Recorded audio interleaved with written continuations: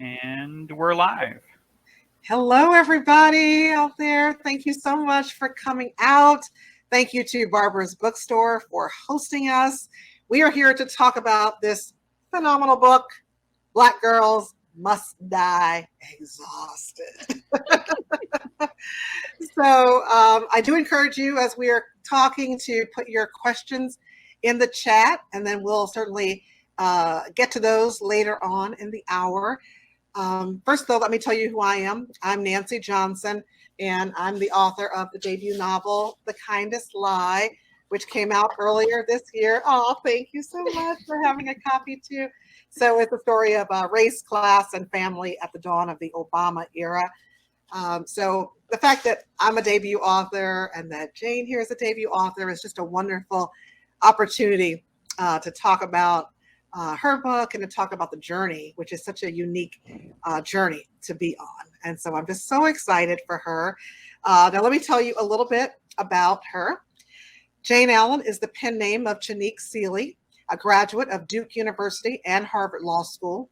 An avid traveler, she speaks 3 languages, wow, and has visited 5 continents. Drawing from her unique expertise as an attorney and entrepreneur, she crafts transcultural stories that touch upon contemporary women's issues such as workplace and career dynamics, race, fertility, modern relationships, and mental health awareness. Her writing echoes her desire to bring both multiculturalism and multidimensionality to a rich and colorful cast of characters inspired by the magic uncovered in everyday life. Black Girls Must Die Exhausted is her first novel, which she calls The Epitaph of My 30s. A proud native of Detroit, Jayne currently lives in Los Angeles. It is wonderful to have you here, and congratulations officially on your Thank debut. you, Nancy. Thank you for doing this. I really am so excited, and I couldn't be more appreciative of you spending this evening with me. Of course, of course. I couldn't think of anywhere else I would rather be than to be here with you to talk about your wonderful book, which I truly enjoyed. So I want to start off with you telling everybody what this book is about and also talk a little bit about this phenomenal title. I just think it's a title that just gets your attention right away and you can relate to it immediately. So talk to us about that. So I'll start with the story, and thank you to everyone in the audience for attending, and thank you to Barbara's Bookstore for hosting us. So this Black Girls Must Die Exhausted is the story of Tabitha Walker. She's 33 years old, and she is a contemporary woman. She has a career. She lives in Los Angeles. She's a local news reporter, which is kind of a coveted, hard job to get in your home market. She's from LA. And her checklist is working out. And so she thinks. We meet her on her kind of worst day where it all falls apart. And she's confronted with all the layers of her life. So she is informed that she has an infertility issue, a reproductive health issue, and it's just out of the blue. And she doesn't know where it's coming from. Her doctor thinks it could be stress. And she's like, what do you mean stress? And so as this whole thing starts to unravel, because for her in particular, family was always a very important thing, but she kind of put it on the back burner for her career. But as we find out in the story why it's so important, she always thought, okay, I will be doing her sense of what family was. And for her, it's very conventional and traditional. She wanted to be a wife and a mother, and she had this all set up. And it all kind of falls apart and unravels. And so we go along with her through the layers of her life as a Black woman, as a career woman, through navigating a on again, off again, sometimey situationship kind of relationship with her colorful friends. And she has her grandmother, who happens to be a white woman, who's her closest relative, and her grandmother's generation, her grandmother's best friend. They all kind of play into this journey with her as she tries to reimagine and reconfigure for herself what life is going to look like and what fulfillment really means. So we go on this story with Tabitha. She becomes a seeker of what the definition of fulfillment means for a contemporary woman. Oh, I mean, this book just touched on so many aspects of my own life. And so as I ask you the questions, I'll be like, this was me. I can't read. Like, I'm Tabitha Walker here. This is the way I felt the entire time that I was reading it. So Thank you. the first issue is like the medical issues with the Yes. infertility. And so I related to that so well. When I was in my mid to late 30s, I remember going to a gynecologist who was also a fertility expert. I had these ovarian cysts that were recurrent. And I just remember that doctor saying to me, this was a white male doctor, and he said, you need to make some decisions now if you ever want to have children. Mhm. And so it was just such a scary time.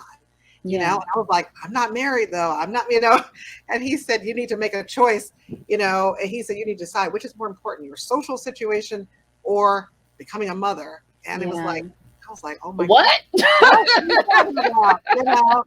And so now, I'm 50 and I don't have any children. So, you know what I'm saying? So it was Mm. like such a kind of a fork in the road, kind of what am I going to do? And what decisions do I make? So tell me a little bit about why you chose this for Tabitha. Was it because you knew it was such a typical experience for women that you had talked to? I mean, are these things that you and your girlfriends talk about? Where did that come from for Tabitha?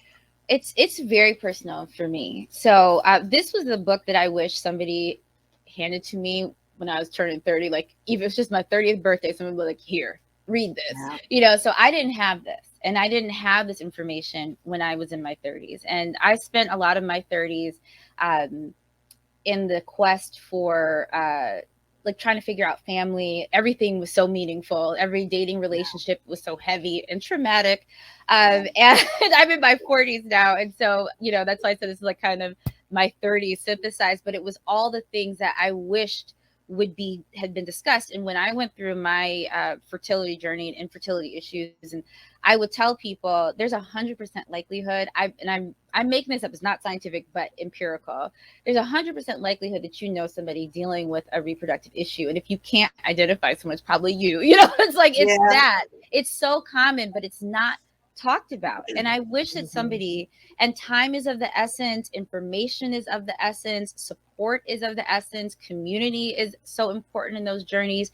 And because it's not talked about, and especially with Black women, there's this kind of false narrative that of the, hyperfertility, when we have a bunch of issues in the reproductive range that are undertreated, underacknowledged, sometimes overtreated when it comes to fibroids and all kinds of stuff.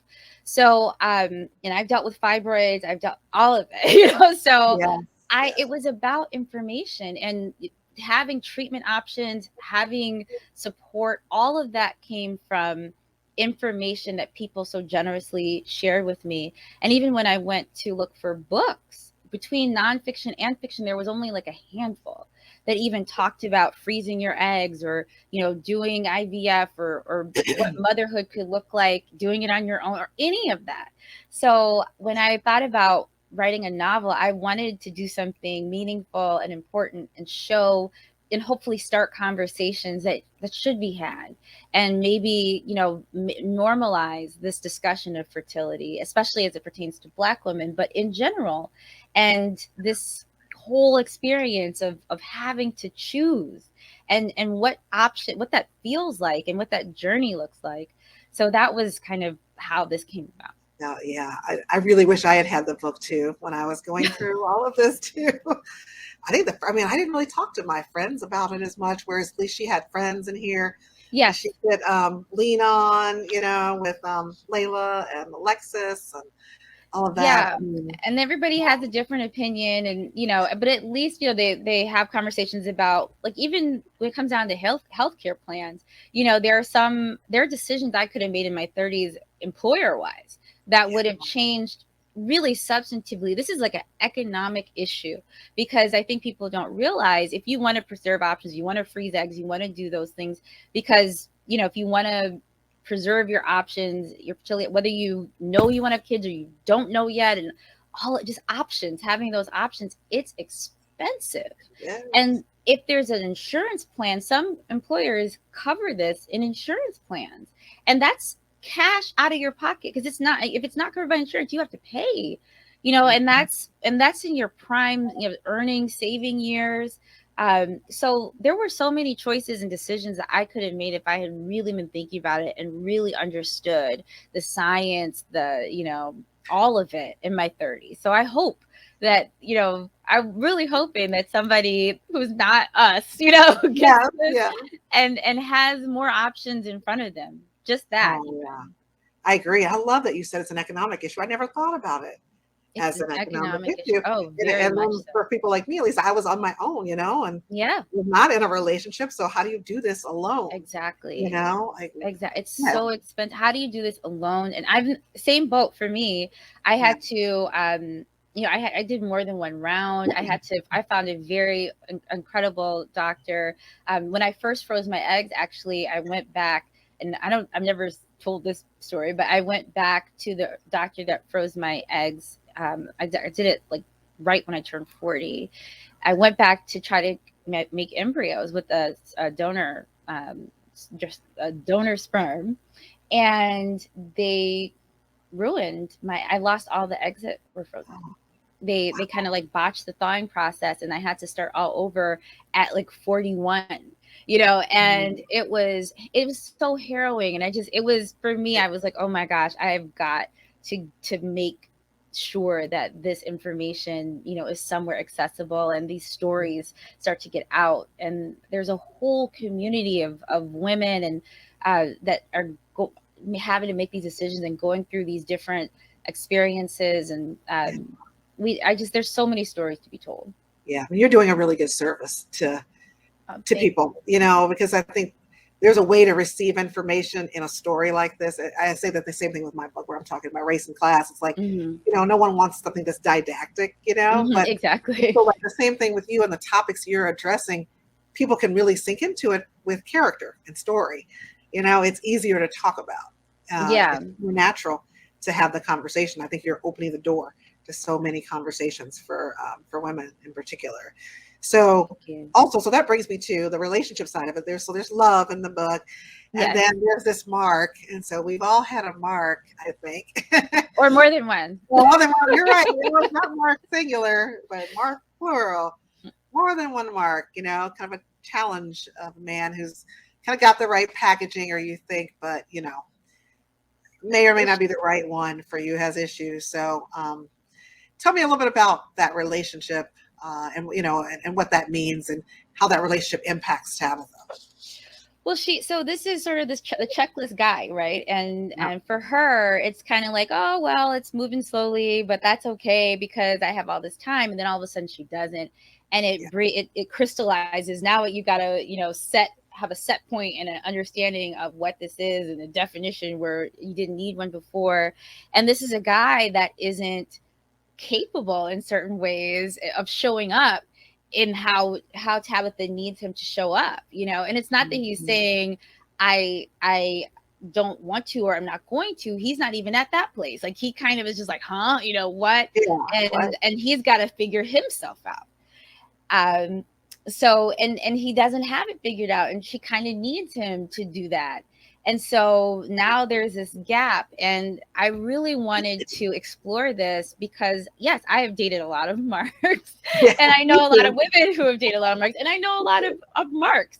And I wanted to really explore his humanity. And like, there's a reason for everything, and there's a reason, a human reason, and a something to learn and something to explore with this person. So I wanted to give him the complexity where he's not just, you can't just kind of paint him. He's just an a-hole, Yeah, you can't just paint him that way. Like, there's a lot to unpack with him. So I wanted to give him. I wanted to root for him, and even though he makes it a little challenging, but isn't that how relationships go? It's like, why can't you just get it together? Do what I need you to do and get it together.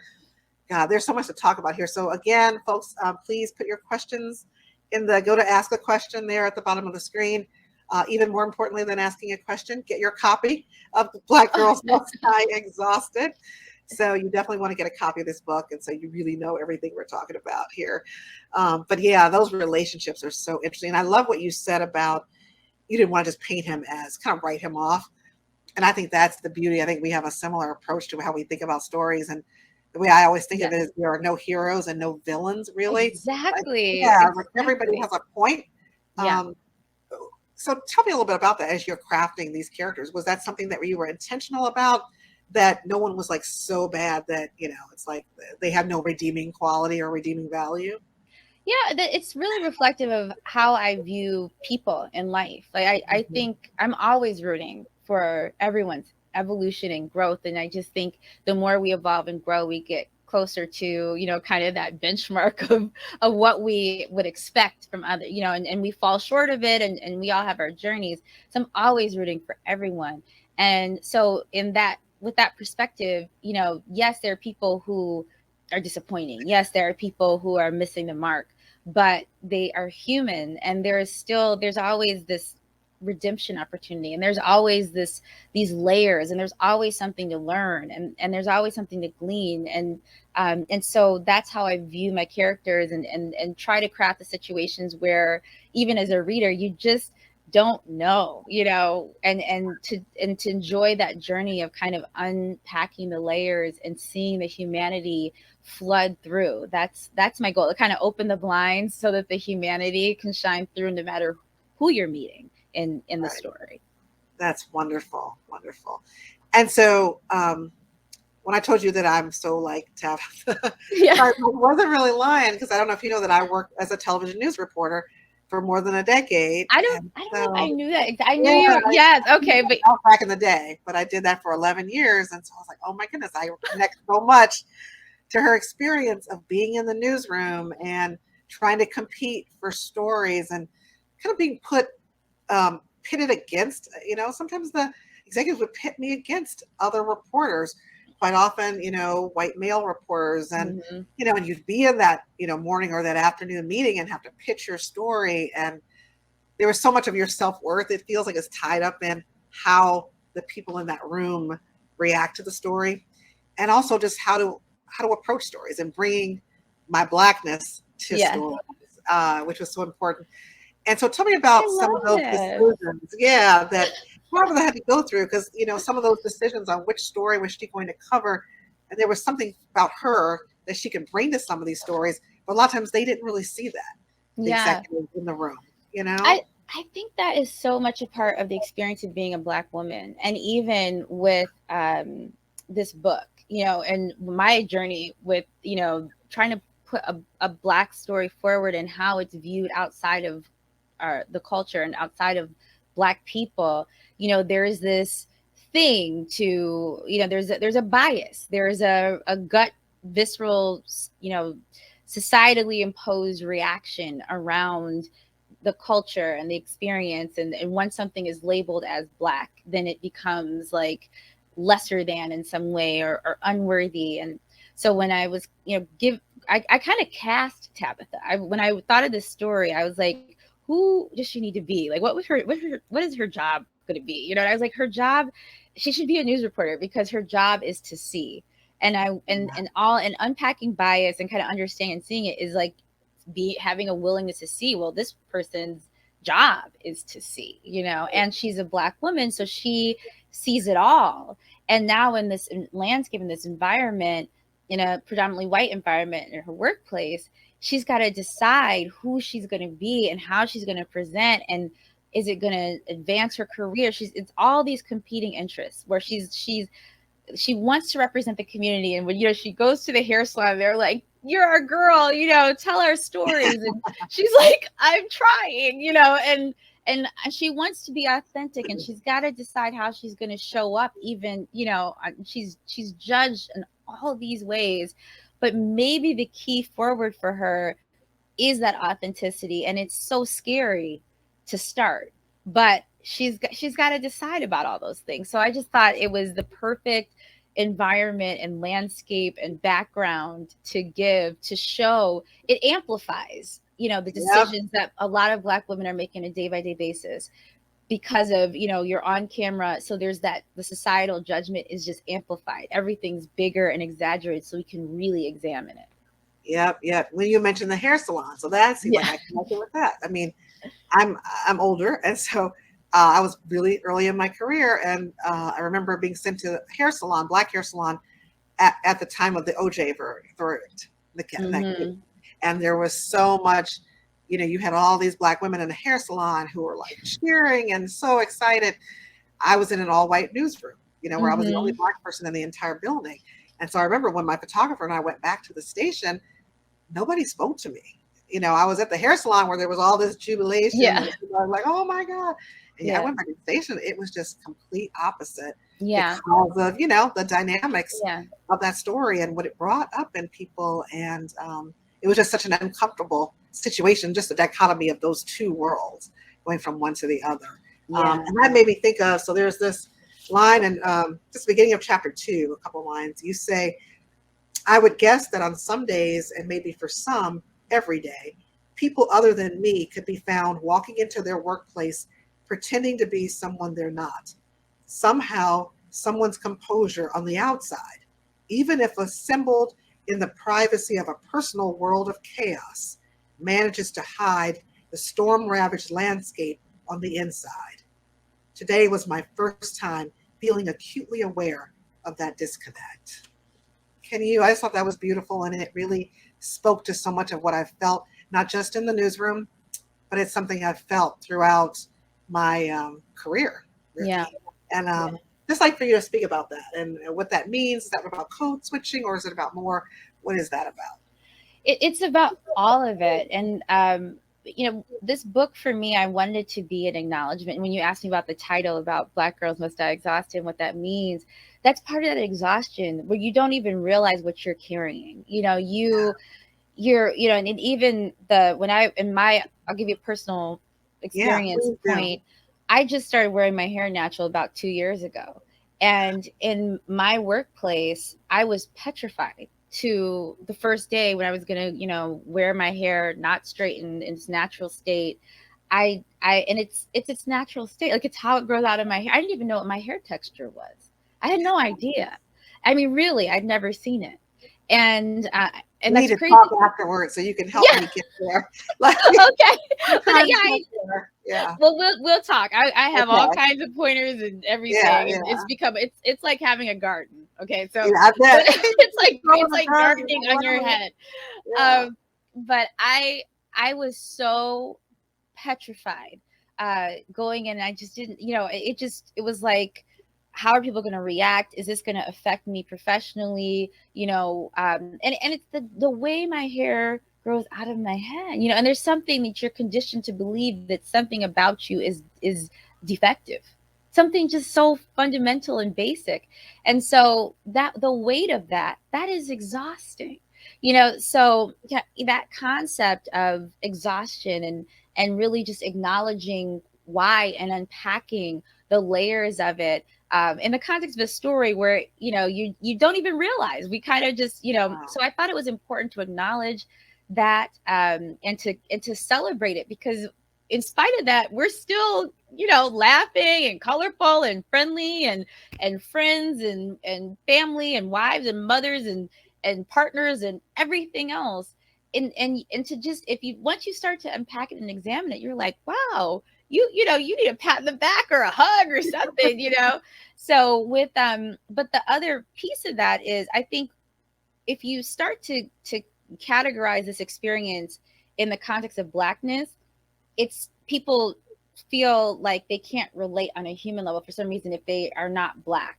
And I wanted to bring it down to the human level and say, no, this is actually a human experience. What this is, I mean, as a Black person, I'm experiencing having to be an imposter all the time, basically, in these spaces. And yes, you can relate. It's, what it feels like to have to subsume some part of yourself that is authentic to you for, because you've had to fit in somewhere, or you need to advance in this way. So I really wanted to make this a universal human experience, but this is part of Blackness as well. And so it's a human experience, and here's the layers. So that's why I chose to do that. And that was what that meant.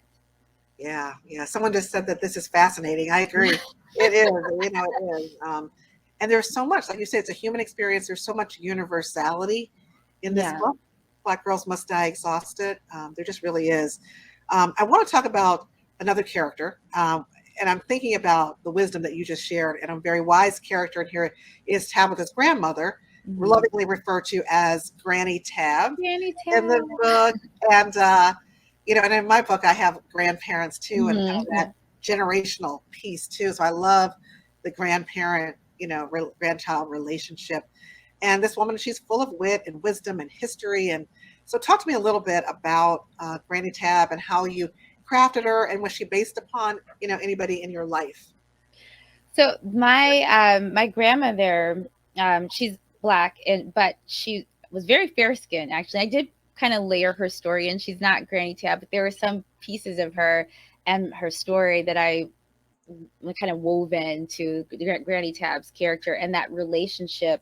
I had a very loving relationship with my grandmothers, and I grew up with my maternal grandmother kind of just right there in my life. And when she was kind of the end of her life, the last 5 years, she went through dementia.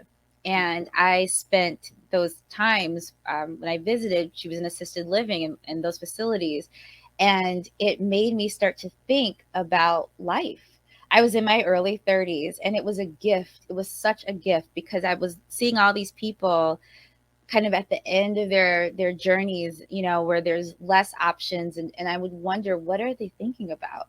And I had this big aha moment, like, what they're not thinking about? They're not like regretting that they went to a party or stayed out too late or had a few too many drinks or slept with this person or, spent too much money. They don't care about that. In fact, maybe they wish they had done more of that. And it gave me that moment in my early 30s, like, regret is the most expensive thing you could generate in your life. And so that was my aha. And I got that from that exposure to this generation that is kind of set apart from us a lot of times. And you don't see that in contemporary fiction very much, and so I thought it was really important to layer in, and it's very cultural for Black people. We tend to have a multi-generational family, immediate family. And so it's very cultural, and I wanted to showcase that that it would be very common for Tabitha to have that closeness with her grandmother, and even though her grandmother's white, they have this family and this legacy, and race has affected her grandmother in different ways. She married a Black man in a time where it wasn't legal, and there were complexities, and he had his traumas, and she had to figure out how to raise a Black son in a world that wasn't always kind to him. And so it gave an opportunity to show love and create intimacy, and also to open the door for discussions about race and examination of race from how it affects a family generationally. So that's part of it. But I really loved crafting that character and trying to just showcase that love relationship between a grandmother and her granddaughter. Wow. You did such a great job just of crafting all of these characters and making them so relatable. Love what you said about regret. There's so much this wisdom from the story and from the characters. So I want to talk about this idea of women being able to have it all. We often hear about that, having it all. So, is it possible to have it all? You also hear people say that maybe you could have it all, but just not all at the same time. That's another, thing I've heard. So what are your thoughts on having it all, and what did you learn from Tabitha? Well, so this story to me is kind of a girl gets herself story, like regardless of how she's winds up and who with whom or not or whatever. It's about Tabitha getting Tabitha and her own experience and definition of fulfillment. So having it all, just examining, what does that mean? Like, she's thinking she's has it all or she's having it all, but that's not how life works. So, what is it all? And there's the societally imposed definitions of that. And as the older you get, you start to realize, okay, that's not true. That doesn't make you happy. You can have it all and be miserable. So now what? So I think, this story was really fun to take Tabitha on this journey where it all isn't everything. It's not it all. It's not all it's cracked up to be. Right. And so now what? So what is having it all? What is it really in a human level, and what does fulfillment look like? And for this particular character, and even just asking the question, and I hope that it brings that question for the reader, about the questions of authenticity and fulfillment. Like, what does it mean for you? So that was really what this means. And I'm still trying to figure that out. Like, what does it all mean? But for me at this age, in my 40s, it all really has to do more with fulfillment. There's not a checklist. It's how I wake up and feel and where my compass is pointing in the day, and to align that as closely as possible. That's where I am with it. Yeah. So wise, so wise. Love what you said about Tabitha getting Tabitha. Yeah. And then I feel like that way about myself. I want to get Nancy. I want to get me. Yeah. And that's the best. That's the best person you could ever get or meet in your life. Myself. I know. It's so interesting. Like, I just turned 50 and I'm just getting there. It's such a long process of figuring out who you are, what you want, what matters, what truly matters. Yeah. So this book really helped with that. So now I want to switch gears and talk a little bit about your journey to publication. Yeah. And people put your questions in the chat. I see a few are already in there. Continue to put the questions in. Also, get your copy of Black Girls Must Die Exhausted. You definitely want to buy this book. It is really good. But yeah, I want to talk about your journey to publication. So I was listening yesterday to your interview with Jayne. Jayne, yeah. I did an interview with her when my book came out for Literary Wind Down. Such a good conversation. Oh my gosh. It was so beautiful to have kind of this full circle moment. The circle's continuing still, but it was broke down. Interview. She always had me in tears. I was like, I know. I was like, oh my God, everybody was about to cry. But before she had you in tears, she was showing off her swag bag. So I'm like, I gotta be. Yeah. I got mine too. I got my swag bag as well. She's not the only one. And then I got the glasses and all that. The glasses look so cute. I'm like, I love seeing the pictures of the glasses. I'm like, oh, they are. I'm gonna take a picture. Okay, I'll try it too. I have prescription glasses though, but they look super cute. They're very, very on trend. Yes. Personal lips. Exactly. Oh God! Now I put on my old lady glasses and back to this now. Okay, so I can see. But people didn't know they were getting a party when we. I know, it was so much fun to open this up. I was oohing and eyeing when I opened up that swag bag. So wonderful. But what I loved learning in your conversation last night with Janice was about your road to get here, and I did not know about the circuitous route you took to get here to actually bring this book into the world. So tell us a little bit about it, the short version, I guess. Well, I know, like I have to shorten it.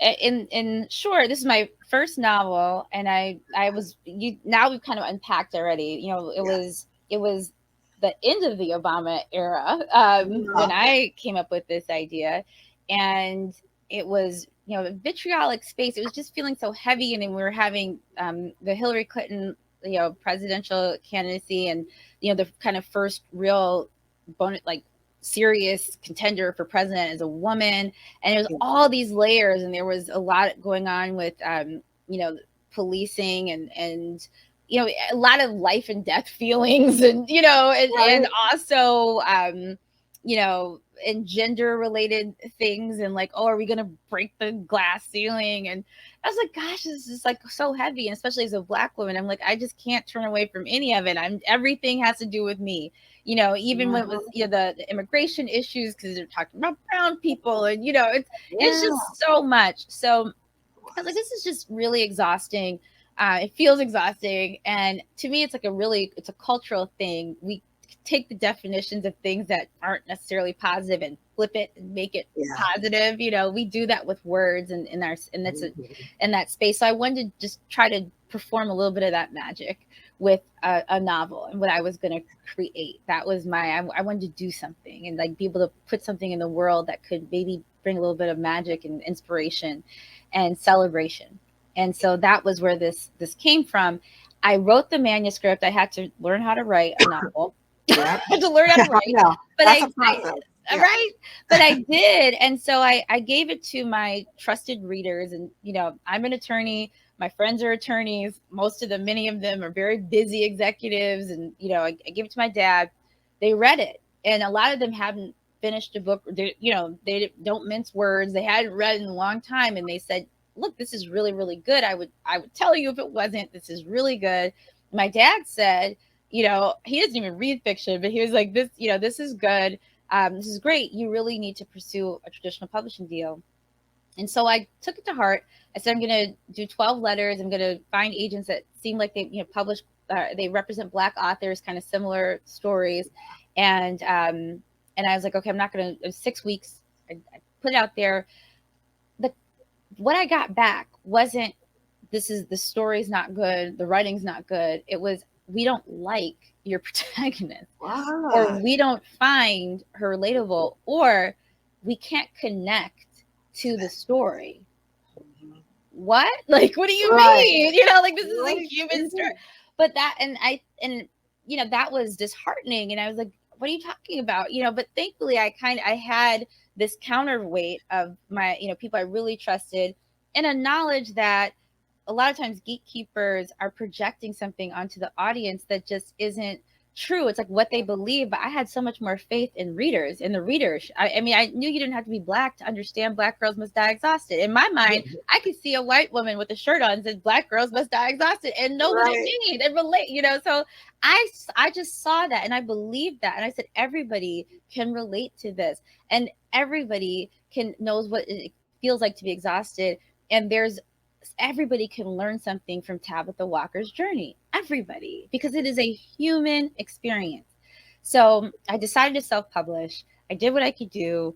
I put the book out, and the community started to develop around it, and readers were proving me right, you know. So it was thousands of readers. And fast forward to 2020, summer 2020, when we were all kind of on lockdown, I decided that I would meet with any book club that was reading my book. I put that out there. It wound up being over 60 book clubs across 5 continents. And the conversations, it was incredible. And in one of the book clubs towards the end of 2020, Ashley Bernardi is her book club. She did a Black Lives Matter book club. She asked me, what did I want to happen now? And I was like, I really want a traditional publishing deal now. I want this to be widely available and anybody can read it and get it. Yeah, I want to reach more people because I had seen all these incredible conversations, and I'm like, people like this book. Like, I don't know what else to do. Right. And she's like, I think I can help you. She introduced me to my agent almost the next day, Lucinda Halpern. Lucinda was like, this is very unusual for a publisher to pick up a self-published book, but I'm going to try. I get the story, and I think there's a space for this. And the Harperpreneur team came to the table a couple weeks later, and we wound up with a 4-book deal. The trilogy, the Black Girls Must Die Exhausted trilogy, plus a standalone. They have been an incredible team. They took a risk on me, but they have really the support that they've given to this project and everything has just been so amazing. So it just worked out so beautifully. So there's a community already, and people are, you know, I feel like this is a journey we've all been on. And so now we're here, you know, like really started from the bottom. Now we're here. We're somewhere. That's so it. You're not lying either. So like I looked you up on Amazon. I was like, she's got all these ratings already, and she just launched. You know, you had all these, like you had more than 1,000 already. You know, so it shows how many people were. Yeah, and that takes a while to build it up. Because when I got to 1,000, I was like, "Oh my God, 1,000!" You know, and the ratings. And I remember when it was like 30. Yeah, I remember it was like 30, and I read all of them, and I was like, I would get so upset if I saw something that was like negative. I was like, wait, but it wasn't the negative. It was like, but that's not true. That wasn't the book. I was like, what is this about? She was like, just focus on getting more reviews. I remember it was like 30 reviews, and this is Dawn Hardy. I called her. I was like, I talked to her, like, she let me go on for like 2 hours. I was just like, it's not true, and that's not fair. That's not my book, and that's not it. They didn't read my book, and she was like, girl, Like, Just whatever. get more. So now Yeah, she's like, oh, she teases me down to this day. She's like, okay, so 1,000 reviews later. I'm yeah, like, yeah, yeah. yeah, you I know. know. So many of them overwhelmingly positive and just Right, overwhelmingly positive. loving But the story. like, I know like those the Erica ones Badu who said, looking. I'm an artist and I'm sensitive I'm about an my artist. stuff. I'm sensitive too. I know. I know what you mean. So now, after having gone through everything you went through, and then self-publishing, and just trying to build this whole thing from the bottom up, Yeah. how does that make this journey sweeter this week? Putting your book out with Harperpreneur. I imagine it just has to be such a wonderful feeling now, and it just It makes it even more is. special. It is because it's like it's not just me or about me.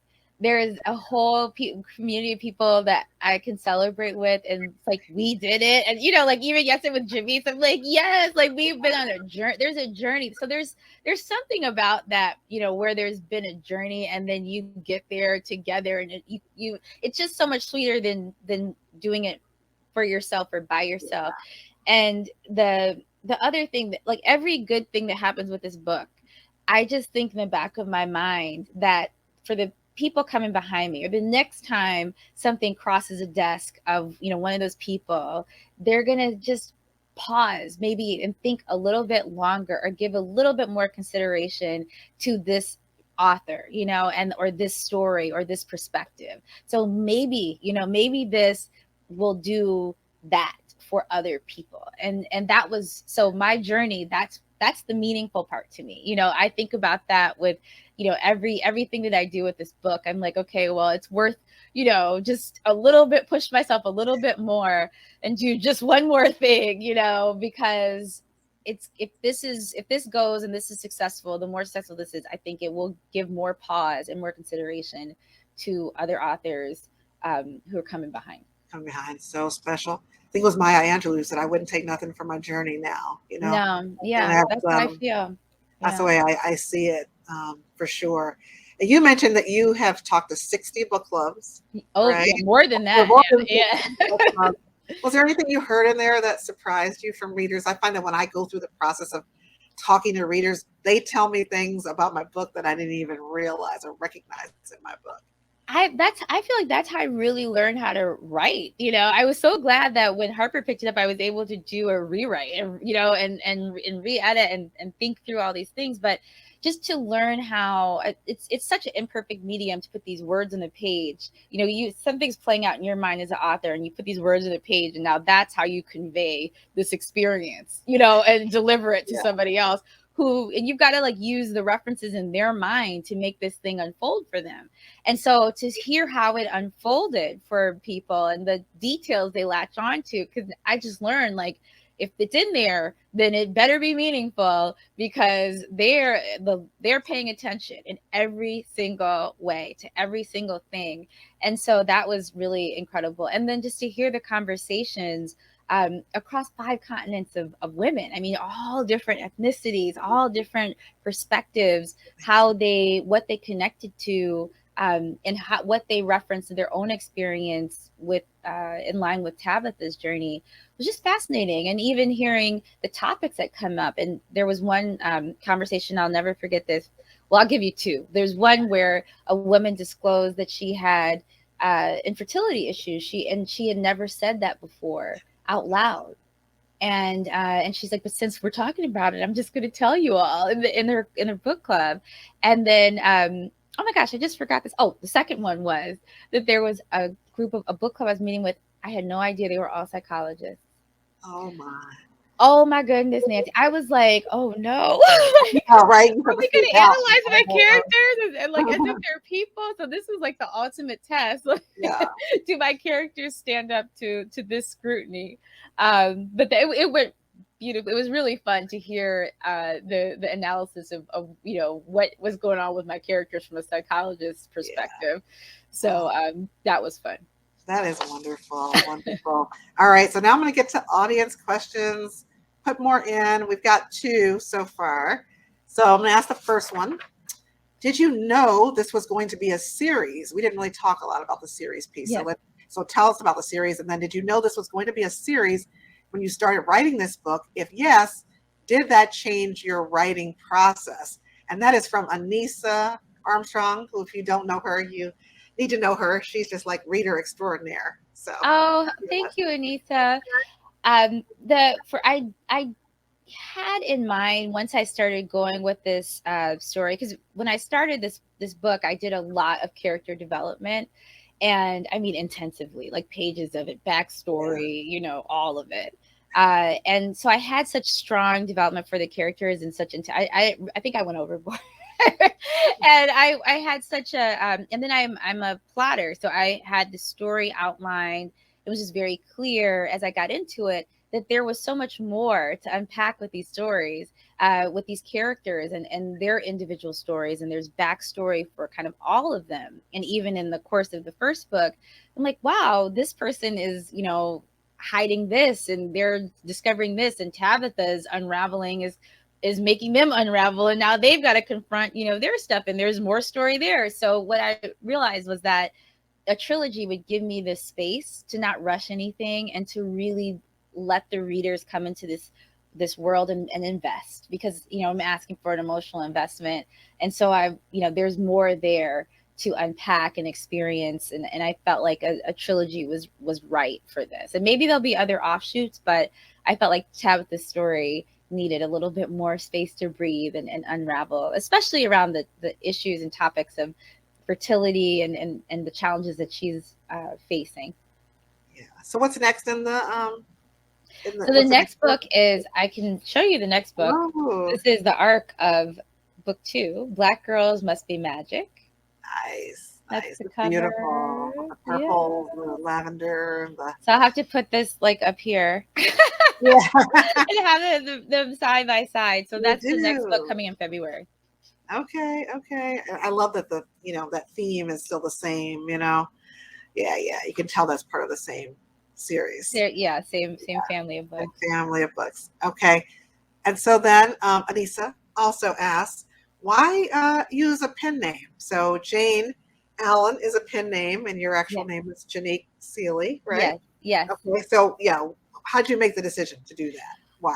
There were a couple reasons. When I first thought about this, doing this novel, I was in a very conventional corporate environment, and I just felt very intimidated about putting my art forward and to really do what I wanted to do. And so to do what I wanted to do without consideration and concern, we talked about that second chapter. Everybody's going into a place pretending to be someone they're not. So I didn't want to pretend to be somebody I wasn't writing a novel. I wanted to write exactly what I wanted to write and as authentically as possible. And the only way I could really think of doing it without putting it off or letting fear stop me was to give myself a pen name. And I worked in the music business and entertainment, so it's a very common thing. I'm in LA.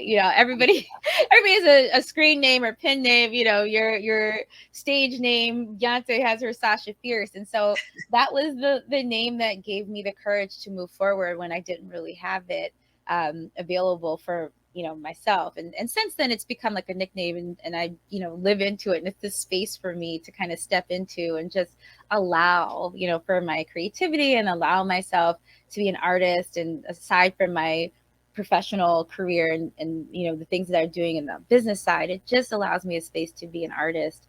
And so it's a little bit kind of unconventional, but it works for me. And that was the reason that I use the pen name, and I kind of keep it. I like it, so I will be doing my fiction under Jayne Allen, and Jayne Allen kind of has this leeway to do what she wants, even when I Janique doesn't, so or doesn't feel that way, So I kind of created a space for myself to be an artist. Yeah, I love that you just created that for yourself. That's really good. So that made me think, when you talked about authenticity, the fact that you self-published before, and then now you're with HarperCollins, and you're with this more traditional publisher. Mm-hmm. How do you approach authenticity now? Do you feel like is it confining in any way to go from having self-published, to now having to write, sometimes to the market and those kinds of things, or those constraints now? I will say, thankfully, that has not been an issue at all. I think that, the team that I'm with at Harperpreneur, they really trust me. My editor is amazing.